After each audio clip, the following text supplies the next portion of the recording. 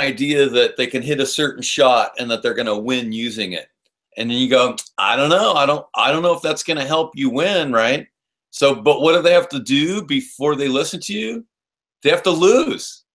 Yeah, they have to lose. They have to lose. Or they have to, and it's so sometimes we try to give them information before they're ready.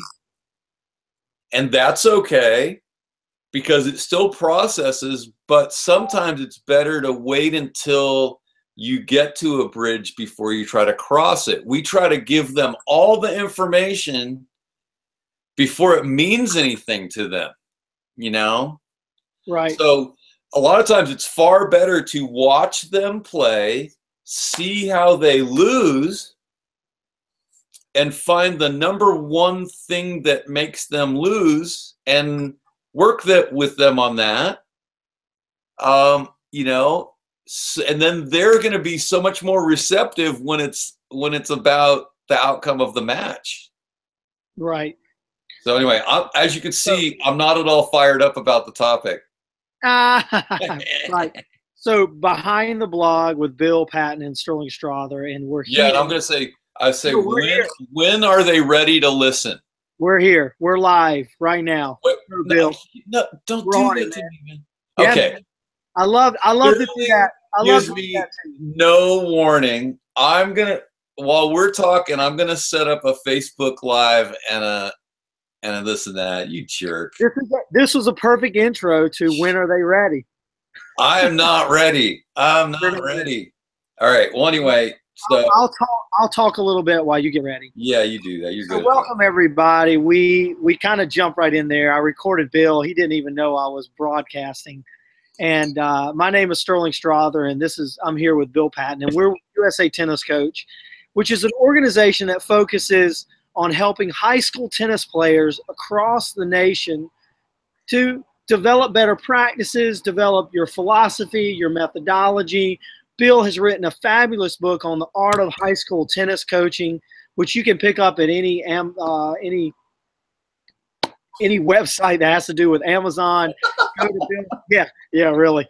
Go to Bill Facebook page. Sometimes we just like to go right at it, you know, and Bill doesn't like that sometimes, but I love the spontaneity, and it gets us out of our comfort zone. But so today we're going to talk about when are they ready to listen?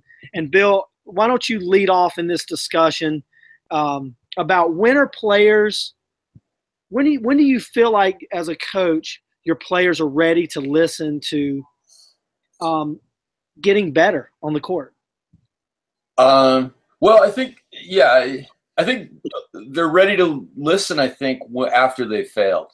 I think they're ready to listen when they realize they don't have the answer.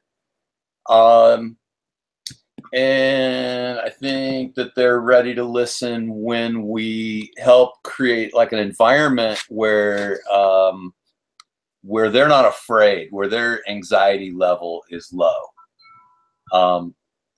So, and I think those are probably the three top things that just jump into my mind right away. And, you know, I think as coaches, we're not always successful in helping create curiosity.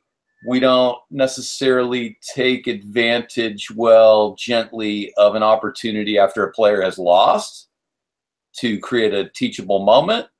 And I think we underestimate the value of kind of creating like a safe learning environment for our players. Do you think, Bill, that sometimes as coaches, we get sort of stuck in our own programs? We get stuck in a rut, and we keep doing the same things over and over because it's comfortable for us. I saw a recent blog post on Real Tennis Coaches about someone observing a clinic, which I hate that word, tennis clinic, because clinics are for sick people. As tennis coaches, we really need to change the lingo. I'll be the first to lead the charge of the revolution of changing language in tennis. And I'd like to proclaim that we as tennis coaches should start calling them practices and training sessions and stop calling them stupid clinics, because I'm sick of the word. It doesn't relate things. So that's my soapbox for this morning. Let's change the lingo. Let me chime in on that too, because part of what I'm up against is the medical model.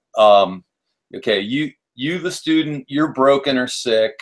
I'm the mechanic or the doctor. You're sick.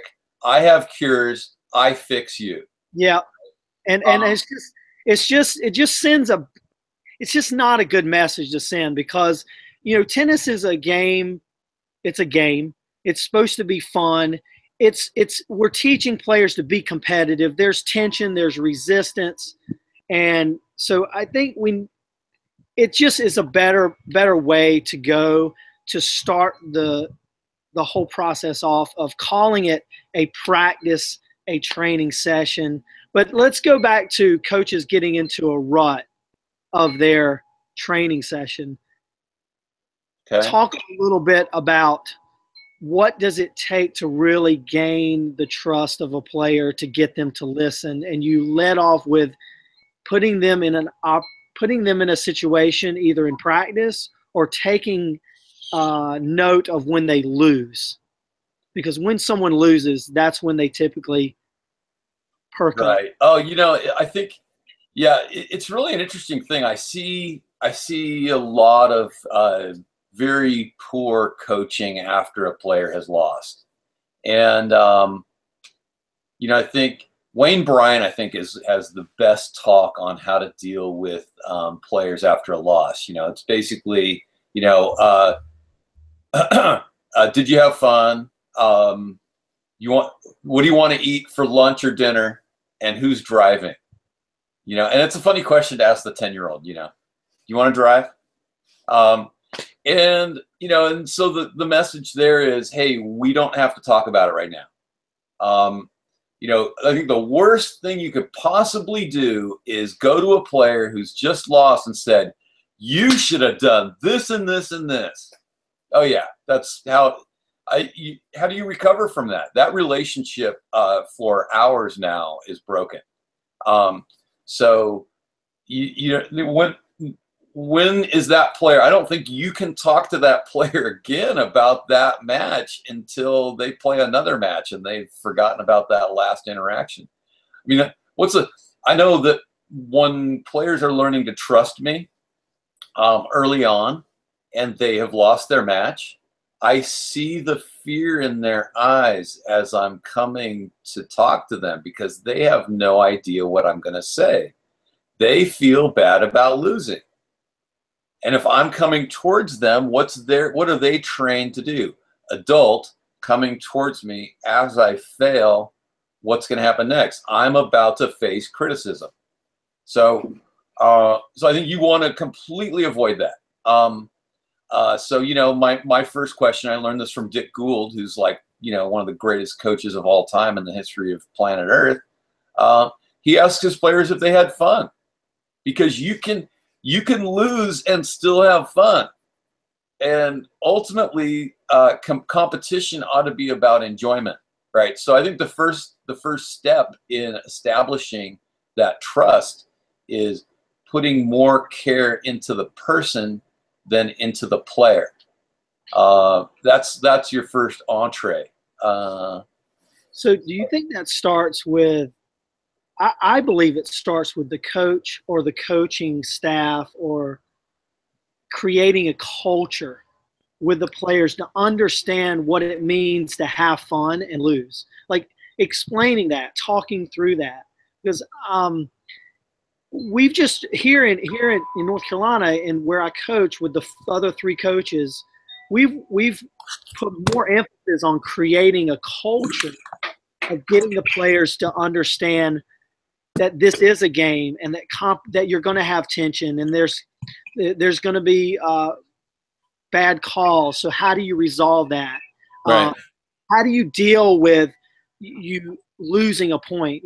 Some of our kids, they respond to losing a point like that's the first point they ever lost in their life. Oh my God. Right. Yeah. So we talk them through it. Like, we use humor.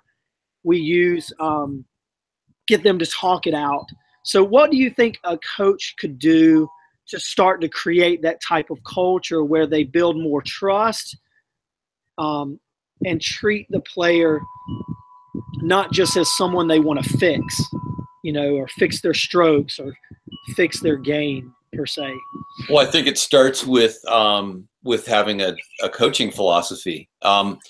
This is something a lot of people are very resistant to do. As we've discussed many times, people are resistant to developing a rock solid coaching philosophy that are their guiding principles for the long term. And, it's always negotiable too. I mean, you can have a coaching philosophy that you start with today, and then over time, your coaching philosophy will slowly evolve. That's fine. That's the way it goes. But having a process that you believe in, and then those kids that you're coaching go along with that process, or they don't. And if they don't, then I guess you're not their coach. So, to rattle it off, I always tell my players when they're pretty new to the program, I'm like, hey, our program is based on 4 things. Give 100% effort, enjoy the competition, show yourself strong and wise, and learn from every circumstance, right? And none of those say win or lose. None of those say mentally tough. Well, actually, number 3 says mentally tough, right? But none of them say never make a mistake. None of them say never fail, right? So so that's the basis. If you don't have that, you can't listen to the rest of this talk. If you're not willing to, no, I'm serious. No, you're right. You're right. Just turn off the TV, right? Oh man, one of my favorite movies of all time was Network with Finch, Robert Finch, something Finch. Anyway, so he comes out. He's going having a psychotic break. He's a news anchor, and he says, "Go to your windows right now and push it up, and I want you to yell outside, 'I'm mad as hell, and I'm not gonna take it anymore.'" Right? And so that's where we're at right now. Okay, I'm serious.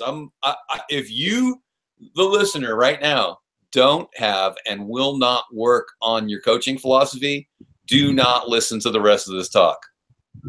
Right? Because it gets frustrating. You have to have that. If you don't have that, then you're not the hub that allows the spokes of the wheel to be tuned so that the wheel rolls.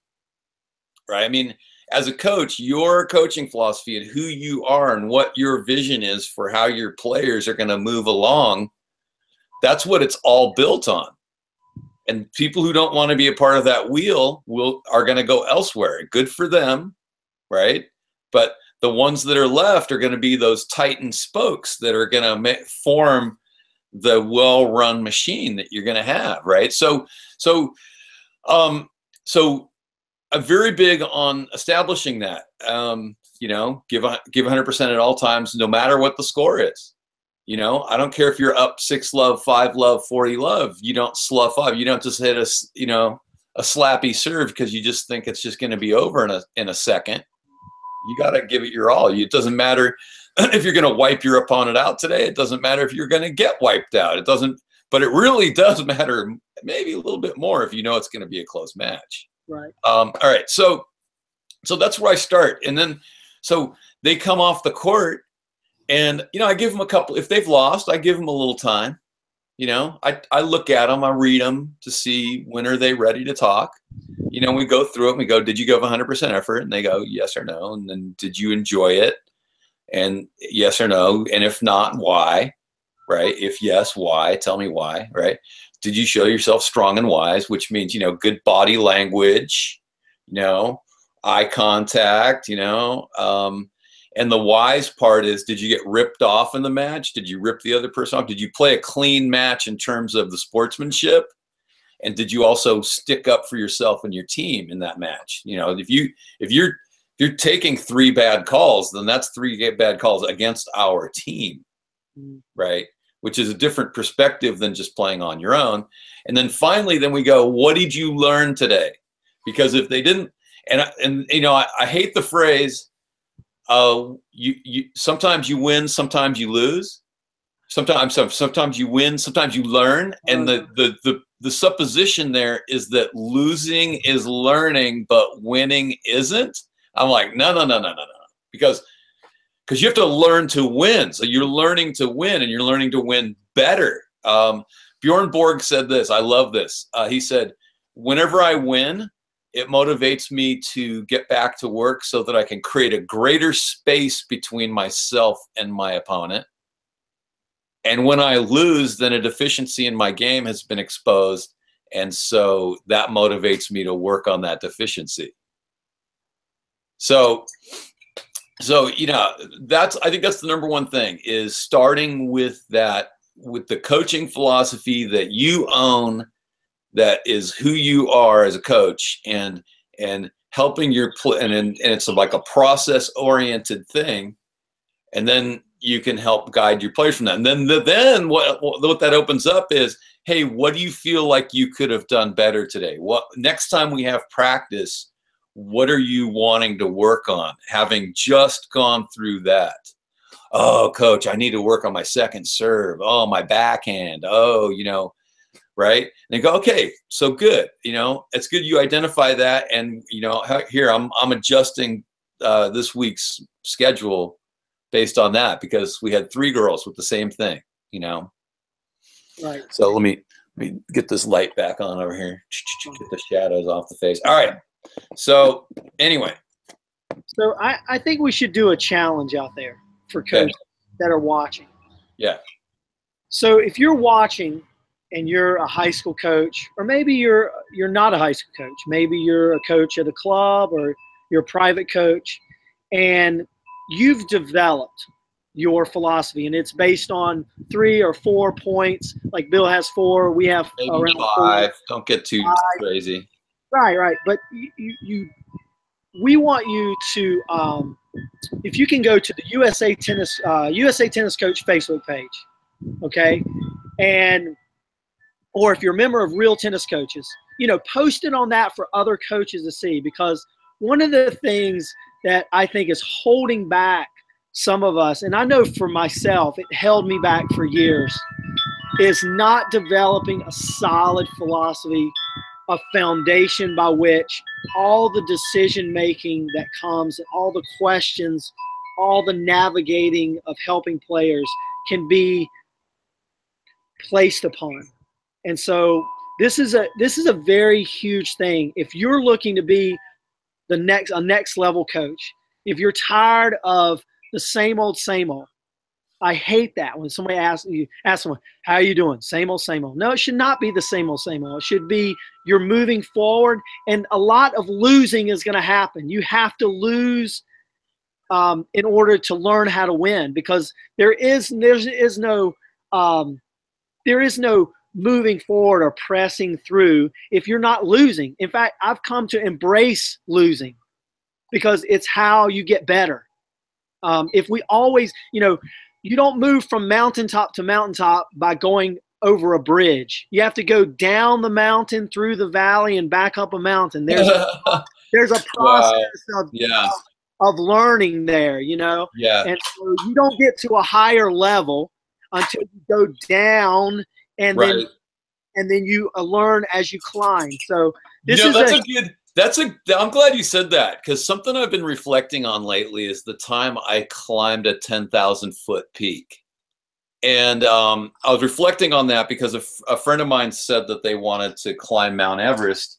And I was like, no, don't do that. You're going to die. Don't climb Mount Everest. Give me a break. But, you know, so I climbed a 10,000-foot peak in Desolation Wilderness in California, which is just amazing, because once you get to that level, you can see the curvature of the earth. But one of the most amazing mental challenges of climbing something like that isn't necessarily the going down. Nope. It's the thinking that you're so close. You know, yeah, you're still 2 miles away. No, well, that's not true. You're still a half a mile away, or you know, a third of a mile away, but it feels like it's right there. And then you get to this little ledge and you're like, it doesn't look like I'm any closer. We just went, you know, 1,000 feet and I feel like I'm not any closer.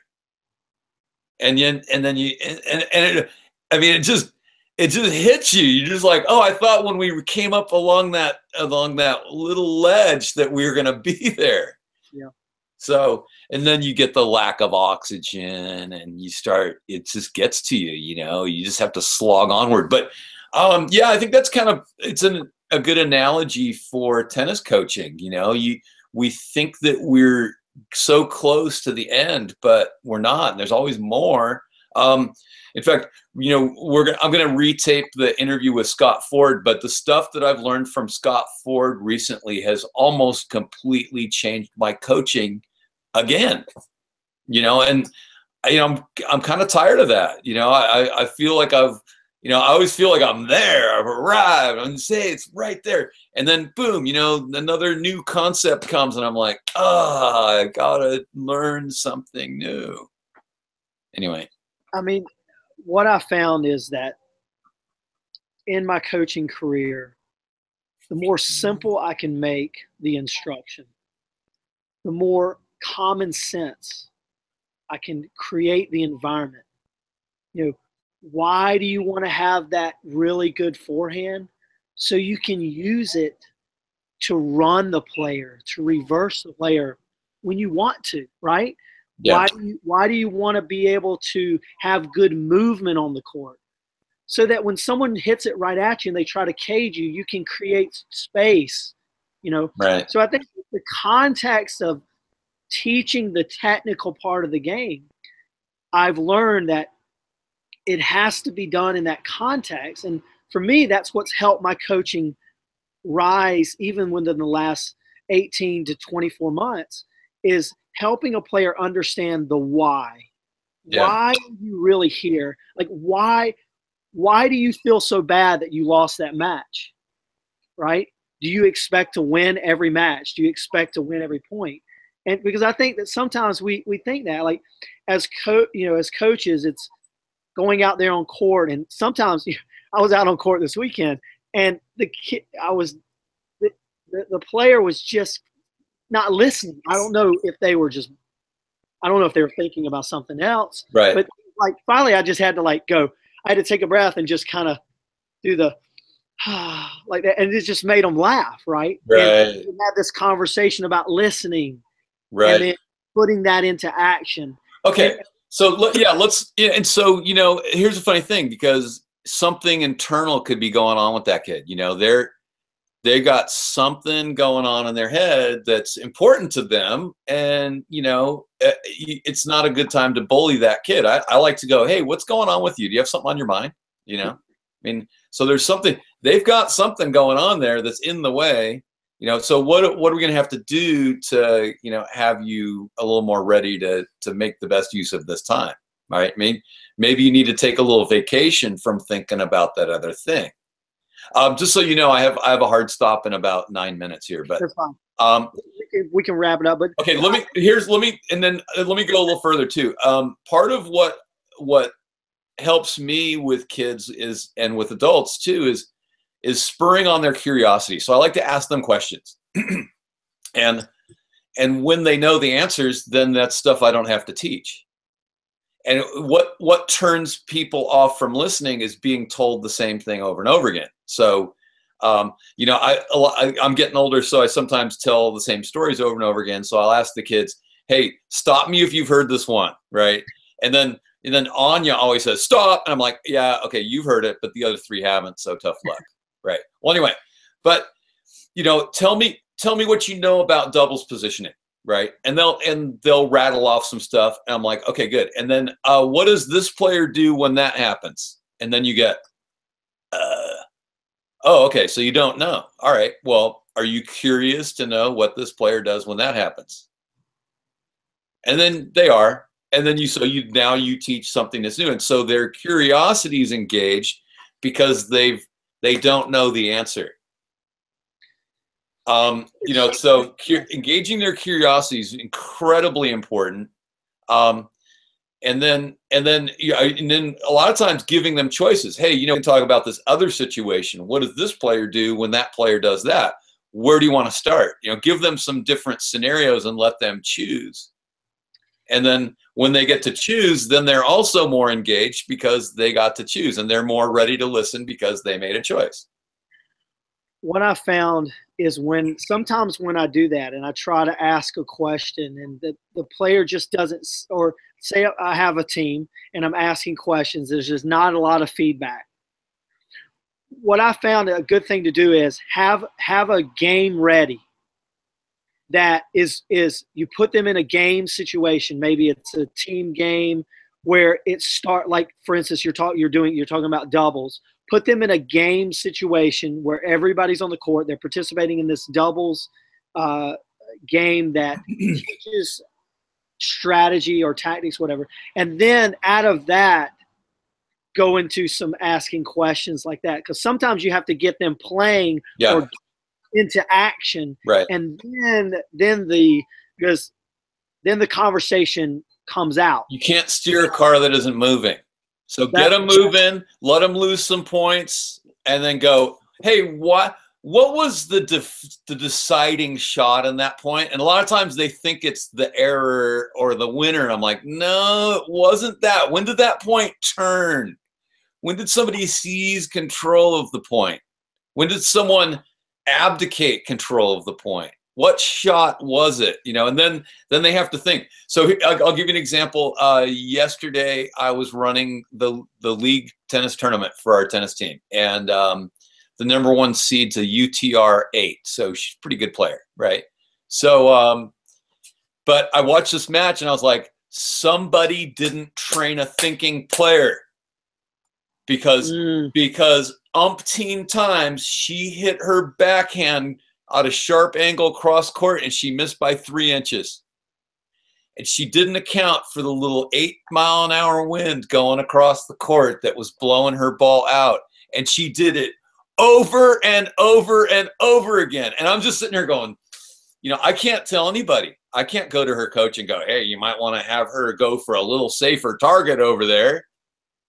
But here's a kid who doesn't think their way through a match, and they are an 8, and they could be a 9 or a 10 if they could think, if they could go, oh, I missed 3 balls in a row, 3 inches wide, near the side tee. Okay, so I have an idea. Yeah. I would like to challenge all coaches to allow their players to participate in their practice. Instead of you coming to the practice coach and you have all the ideas and you have all the answers for that player, how about you come to the court with playing out some points and then ask questions and get the player to participate in the practice, because after all, it is their practice, not yours. Yeah. And they're there. They have to be they have to be engaged. I see so many times, and I'm guilty of this. I'm preaching to the choir myself. A lot of times we get so wrapped up in hearing ourselves talk, right, coaches, and we're not allowing the player to come into the practice. It's like you're there, I'm here, just listen and do what I say. Let's go through these, and then you'll be a better player. Right. It's exactly like that symptom. That is a symptom of not allowing the player to speak enough in practice, to voice their concerns, their objections. Well, yeah, and that's only created when you create an environment that's low on anxiety, where they feel free to do that. There's a thing called the affective filter, AFFECTIVE, and so the interesting thing is that as the educational research shows that as anxiety levels go up, then kids can't learn as much. Not as much information goes in.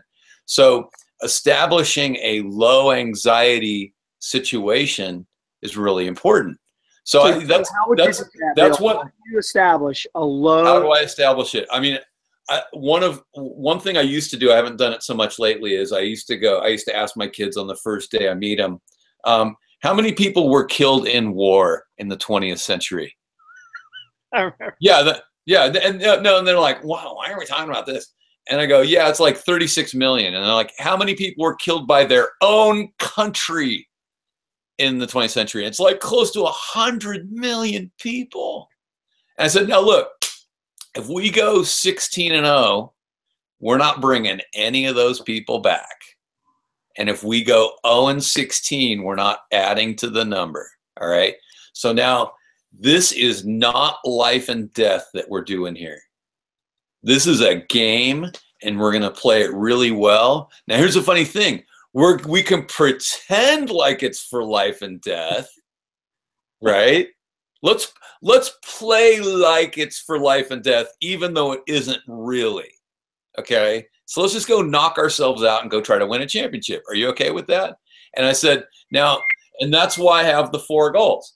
100% effort, enjoy the competition, show yourself strong and wise, and learn from every match. I said, if you do those 4, you win regardless of the outcome on the scoreboard. And there are times that my teams have lost bitter struggles where it was 4-3 for the other team, and it came down to the last few points, and my kids laid it on the line, and they just weren't quite good enough to beat that other team.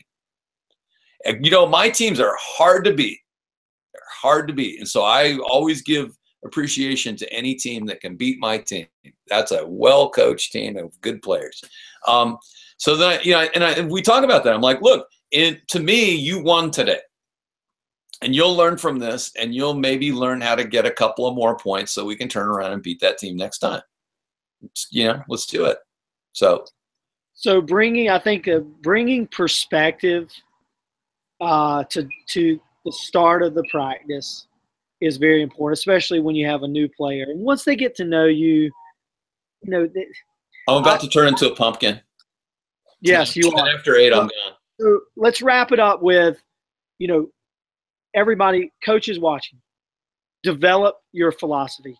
Yeah. Share it with Bill and I. Share it with other coaches. Yeah. Bounce off of them. Bounce the ideas back. If you're still trying to work through what you feel is important or what you think should be important, bounce it off coaches that have been doing this a while. We're here to help. We're here to help you. And I don't think anybody that has done this long enough really feels like that they have achieved the highest level. And some of the best coaches I know in the industry, they're available. You just have to reach out to them. So yeah, it's kind of amazing. People, yeah, it's the highest level people are usually the most humble and available. Yep. All right, brother. Thanks. This is a great Behind the Blog today. Good job, and have a great week. I'll talk to you soon, brother. All right, bye.